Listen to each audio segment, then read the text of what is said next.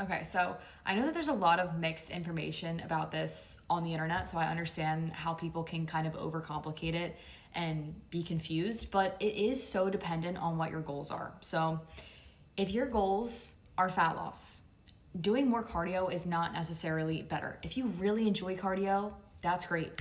Ultimately, at the end of the day, it's always going to come down to a calorie deficit. So limiting your stress and not doing a ton of activity that's going to ramp up your appetite and make it harder for you to stick to a calorie deficit is best.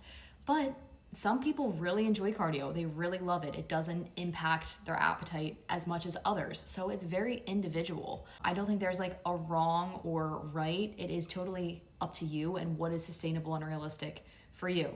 For me personally, walking is always my number one choice. It doesn't ramp up my appetite. It's so easy. I don't even think of it like cardio. But when I used to go through phases of cutting, I wouldn't want to decrease my calories more when I would get to a certain point. So I would add in 2 30-minute elliptical sessions a week. Like that was just my choice. Not that that's really doing a whole lot.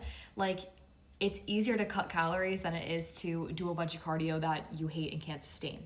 And then if you're trying to build muscle, obviously, if you're doing a fuck ton of cardio, it is harder on your body in general, recovery, being able to build muscle. Like if you're going for a 10-mile run and then you're going to hit legs, like your legs are already fucking fried. You know what I mean?